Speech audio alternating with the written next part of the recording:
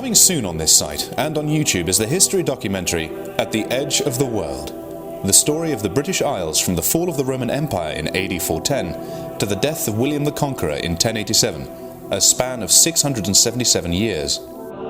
It's called At the Edge of the World because Ireland was as far west as you could go until Christopher Columbus discovered the Americas in 1492. This is the story of the settled tribes and invaders who now make up the nations of the island landmass, just off the continent of Europe, whose peoples would eventually found the United States and preside over the largest empire the world has yet encountered, an empire upon which the sun never set. It is written and presented by the chairman of the Manorial Society of Great Britain, Robert Smith. It is a narrative of the men and women who laid the building blocks of the countries known as England, Scotland, Wales and Ireland. It will tell how these nations were converted to Christianity, creating the most powerful cultural interconnection with mainland Europe. In this mostly secular or agnostic 21st century, Europe is not unlike deeply veined marble. You just cannot escape the variegated streaks of the Christian cultural tradition. The Christianizing of the islands at the edge of the world would bind them with the even wider and civilized culture of East Rome, based on Istanbul or Constantinople, and the vast Muslim empires that conquered even Spain and the southern French littoral.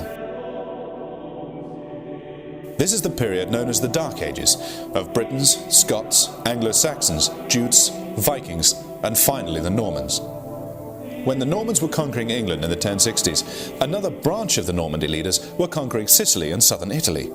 In fact, the Norman rulers in northern France started out from Scandinavia and were Vikings who also conquered east through modern European Russia to the Black Sea. Original music has been composed to accompany the documentary. Thousands of pictures of people and places have been obtained, and film footage shot around the British Isles to illustrate and enhance the narrative. Weekly episodes of about 18 minutes each will build up into a story of more than 30 hours over 2 years. Watch this site for further information on the starting date.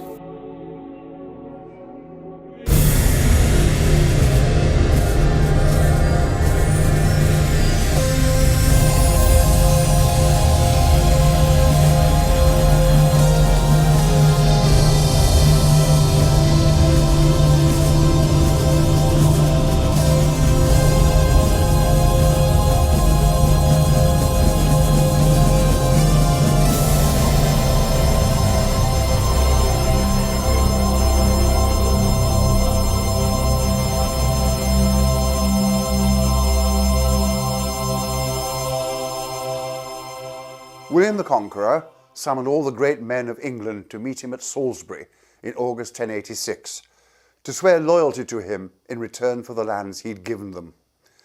These lands were recorded in the King's Book, known as Domesday Book.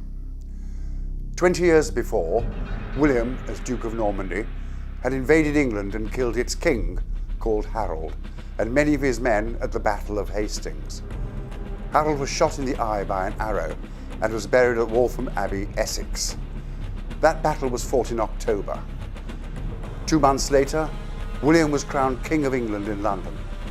He'd overthrown the richest monarchy in Western Europe and brought the fiercely independent southern part of the island at the edge of the world under foreign rule for the first time since the Romans 750 years before. King Harold was a seasoned military leader. A few weeks before, he'd crushed a Danish invasion of Yorkshire, supported by some of the greatest Saxon lords in the north. He'd had a powerful fleet that he used with success against the Danes and killed their king. Why did Harold not use that fleet to intercept the Norman ships crammed with 7,000 men, horses and equipment?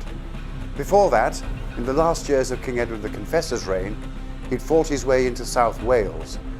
He was a military leader with an experienced army of thousands of heavily armed men. How had the disaster at Hastings happened? But much earlier than all of this, who were the Anglo-Saxons who'd invaded and started to settle England half a millennium before the conquering William? They'd overrun the warlike Celtic Britons and their Druids. King Arthur is said to have given them their money's worth. Who were the Druids? Who was King Arthur? Julius Caesar had first come to Britain in 55 BC. What had happened to the Romans who'd ruled England as the province of Britannia from Hadrian's Wall in the north to Land's End in the south?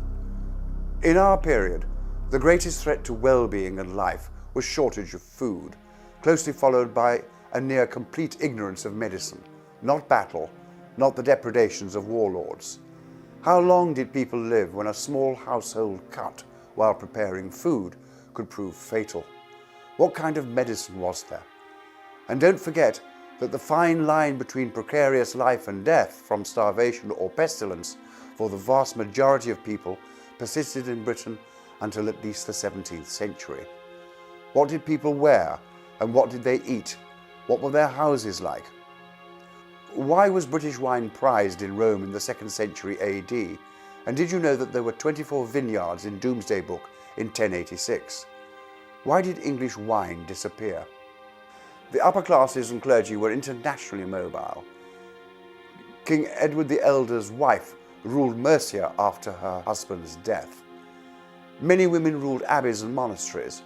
Why had women stopped or been stopped from playing leading roles in state and church by the 11th century?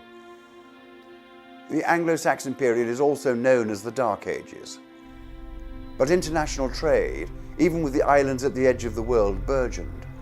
Lapis lazuli came from Afghanistan and was used in manuscripts like the Catach Psalter in Ireland and the Lindisfarne Gospels in England to make blue tints. Expensive furs came from Russia. Gold ornaments from the Near East were found in a burial hoard at Sutton Hoo, Suffolk. Garnets from Sri Lanka were used in some of the most beautiful Anglo-Saxon jewellery. English wool went all over Western Europe. But there were no maps remotely like the ones we use. So how did kings know where places were in their kingdoms or in other kingdoms? We'll find out. And with commerce and travel came knowledge of other peoples and places, their culture, their learning, their hopes, their fears. The southern part of Britain may even have traded with the Phoenicians in the 9th century BC. Were the islands at the edge of the world still afforested? And if so, why did the Normans plant forests, best known being the New Forest in southwest Hampshire? Did you know that there were no rabbits in England until the Normans, or that saffron was grown in East Anglia commercially? Were the Anglo-Saxon wittans, described as national meetings, precursors of parliamentary democracy, an idea that has recently gathered ahead of political steam? Men in the British Isles seem to love a scrap in our period. Is this why they go on scrapping right up to today, whether in Iraq for Queen and Country or on Saturday nights in drunken brawls in some town centres? Does anything fundamentally change?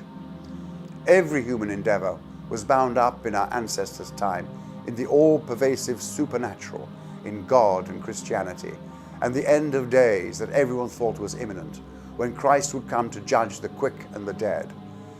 Is the hold of the church 1,000 years ago being replicated and enforced today by politicians and scientists, some as shrill and as dismissive of other options as Professor Richard Dawkins?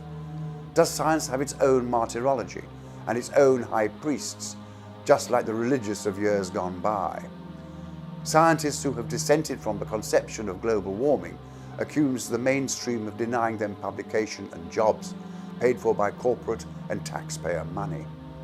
Is this the modern equivalent of being burnt at the stake?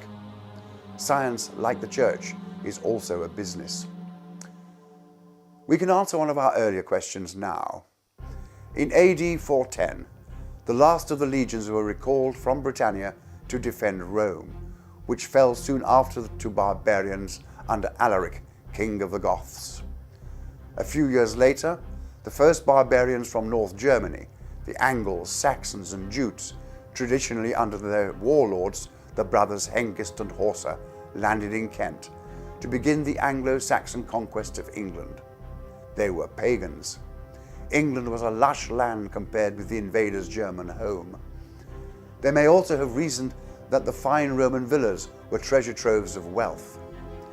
These adventurers frightened off some Britons, mostly the better off, who fled to Wales, the West Country, even to Brittany, western France, which is named after them. Some fled to the Scottish lowlands. Most stayed put and married into the Anglo-Saxons to begin the mix of peoples who are now the English. At about the same time, from an area known as Scotia in Northern Ireland, the Irish Celts, known as Scots, were invading Scotland, whose ancient people were the Picts, a warlike race who kept even the Romans out of their territory. A Roman emperor, Hadrian, had to build a wall to stop the Picts from invading their colony of Britannia to the south, the colony that would one day become England. No island is an island except geographically, when, at its nearest point, it is only 22 miles from France. Trade, and with it the exchange of culture and ideas, was of long standing between Britain and what was then Gaul. By the time the Anglo-Saxons and Scots were invading the island of Britain, the Franks were invading France from Germany. 100 years before the fall of Rome in 410 AD, the Roman Empire became a Christian empire, and by some very astute footwork, the Christian Church of Rome not only survived Alaric's Goths, but began to prosper. So that by AD 597, the Roman Pope Gregory the Great could send a mission to Christianize Anglia, as England was then known. Gregory had apparently seen young angel or Angle slaves from England for sale in a Roman market, and wept at this sight. Since it was illegal to keep slaves who were Christian in Christendom, the Pope sent Augustine with about 40 other priests to England to convert the English pagans to Christianity. They landed in Kent and were received by Ethelbert, King of Kent, who was married to a Frankish Christian princess. The king was converted. What we shall keep in the forefront of our minds in this history is the overwhelming importance of religion, pagan at first, then Christian. Everyone believed in God or gods, even truly wicked people, many of whom we shall meet along our way. The Roman Church had much besides Christian belief to impart to warlord kings like Ethelbert. Roman priests were educated. They could read and write. The Roman Empire had been built on conquest, but it was governed by written laws and written imperial orders. The Church of Rome and its popes were the successors of Roman emperors and their traditions. It was Augustine's priests at Canterbury who first rendered the Anglo-Saxon language, early English, into writing, using the Latin alphabet of A, B, C. Barbarian kings could now write down their laws, and the first law code in early English was written at this time, the first building block of the English nation-state, of any nation-state. The barbarian kings had their genealogies, deriving from their gods, that were very important to them. Divine descent in a profoundly religious age gave legitimacy, and by taking up Christianity, these warlords could plug into a line of popes from St. Peter all the way back to the Garden of Eden just after the creation. The right to rule didn't get any better than that, and the Roman Church was utterly practical. It worked with the men like Ethelbert, who were the power on the ground. A century before St. Augustine of Canterbury, Patrick, a Briton from Wales, went to Ireland and laid the foundations of Christian culture so securely that Irish priests established a monastery on the island of Iona, Scotland, in the next century. While Augustine and his immediate successors were converting the south, the Irish priests from Iona, led by St. Columba, were converting the Picts and Scots in Scotland and the Angles in the embryonic kingdom of Northumbria that stretched from York to Edinburgh along the British North Sea coast. But Christianity was not an instantly done deal. The Kentish king, after Ethelbert, reverted to paganism. An East Anglian king had Christian and pagan altars side by side and worshipped at both. The fabulous grave goods of one Angle king found at Sutton Hoo included gold and silver objects decorated with Christian and pagan motifs. Worst of all, from the Christian point of view, was Penda the pagan, whose war bands controlled central England. In alliance with the Welsh-British King of North Wales, he overthrew the saintly King Oswald of Northumbria and slaughtered him and his entire army in 642. King Penda himself was killed in 655. King Caedwalla of Wessex invaded Hampshire and the Isle of Wight a bit later and wiped out its entire pagan royal family. But he spared two young princes long enough for them to be converted to Christianity before having them beheaded. He went to Rome in 688, where he was baptized by Pope Sergius I. Penda's heir in 655 was a Christian, and Northumbria recovered its equilibrium after the death of Oswald, its king and saint, to hold a synod at Whitby Abbey, North Yorkshire, founded by a woman called Hilda. This council in 664 pronounced in favour of Roman Christianity at the behest of Oswy, king of Northumbria. Top royal followers were on message even in the 7th century. What is known as the Northumbrian cultural rebirth in the early 8th century produced the Lindisfarne Gospels, commissioned by the monastery on Holy Island. It also produced the history of the English people by St. Bede, the father of modern history. One of Lindisfarne's early bishops was St. Cuthbert, who gave his name to Durham Cathedral. And not far from Lindisfarne was Bamburgh Castle, one of the forbidding fortresses of the Northumbrian kings. So successful were the English and Irish conversions in the 7th century that priests from both countries and Iona evangelized the modern Netherlands and Germany in the 8th century. Indeed, the patron saint of the modern Netherlands is an Englishman born in Devon. He is St. Boniface. Women played a notable part in consolidating Christianity in these islands at the edge of the world, and also travelled to Germany, France and Italy. But it might have been different. More than a century earlier, Arabs from modern Saudi Arabia charged out of their tribal lands and conquered as far east as Persia and west from Egypt through the whole of North Africa as far as Spain. They invaded France more than once and controlled the French coast from modern Marseille west to Spain, which they ruled. Had it not been for the Frankish commander, Charles Martel, who defeated them at Poitiers, western France, in 731, we might all be Muslims and be speaking Arabic. Just imagine if Christopher Columbus, who discovered America in 1492, had been a Muslim and not a Christian. Charles Martel's grandson was Charles the Great, Charlemagne, who was crowned Emperor of the West by Pope Leo III in Rome on Christmas Day 800. One of his chief ministers was Alcuin, a priest from York. By about 750, there were only 3 kingdoms left in England: Wessex in the southwest, Mercia in the Midlands, and Northumbria in the northeast. Wales stayed independent of England, but its princes were routinely at war with English rulers, one trying to invade the other, which caused a great king of Mercia to build a dike to keep the Welsh Britons out. It was called Offa's Dyke and was, for centuries to come, the largest single man-made structure in Western Europe. Then, in the very late 8th century, the first Vikings descended on England, murdering, pillaging, taking away English men, women and children as slaves, whom they sold as far away as modern Russia and Turkey.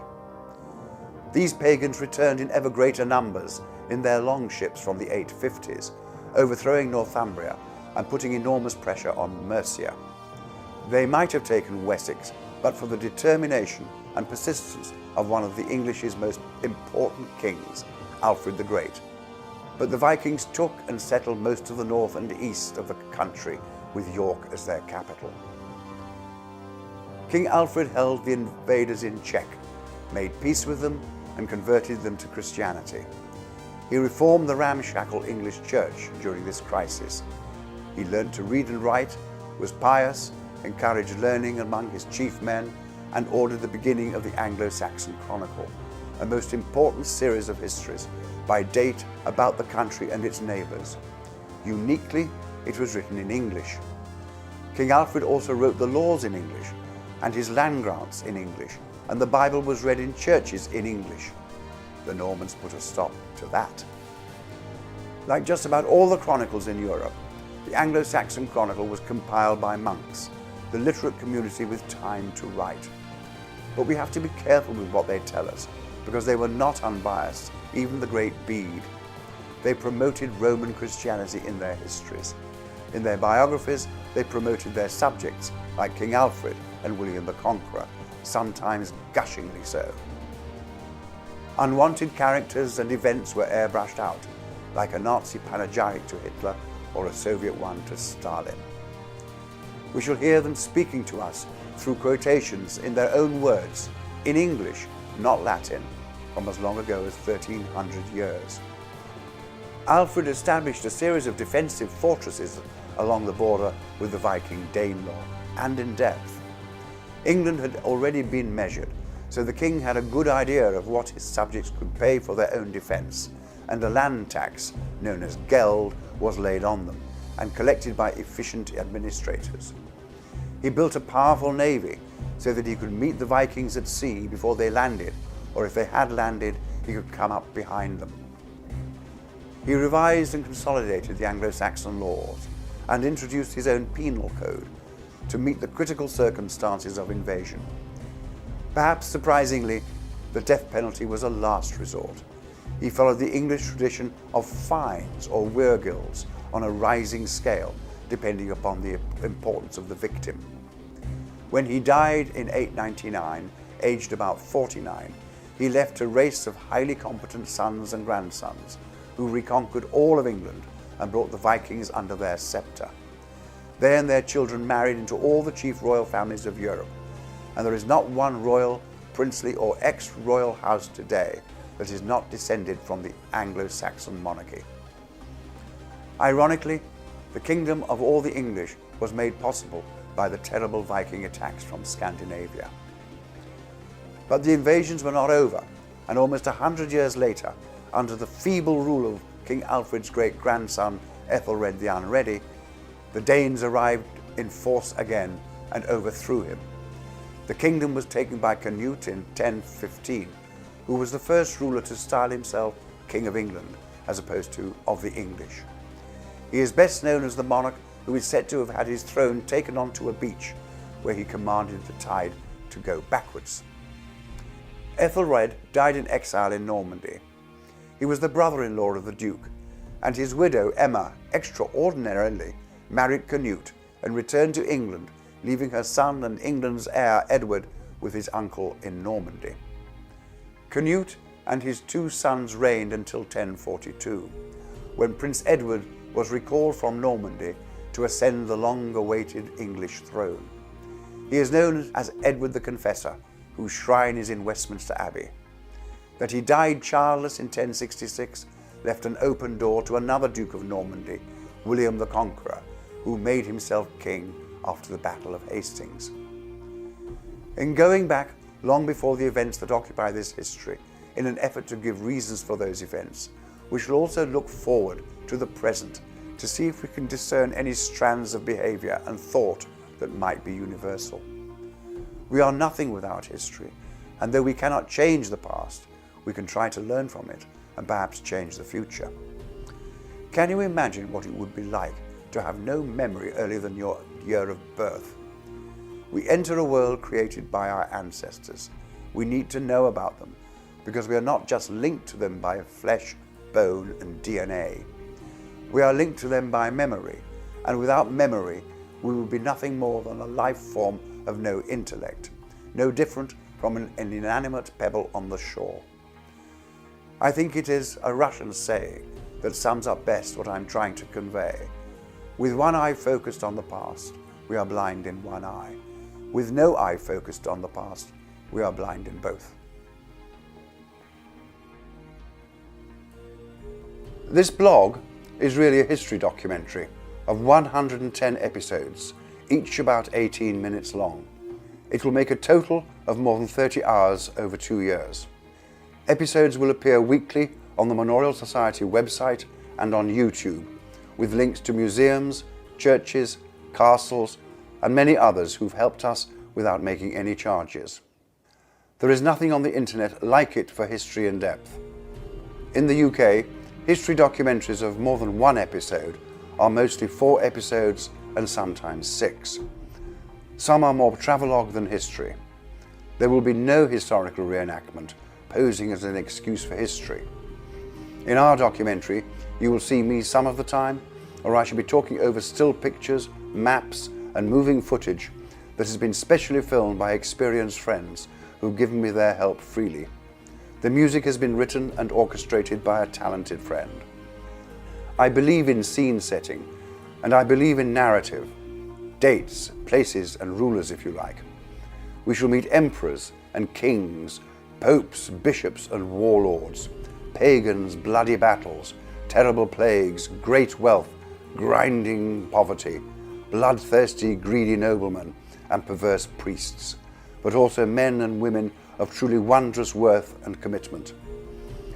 My opinions will be relentless, and I shall pick out the strands that I think still resonate today.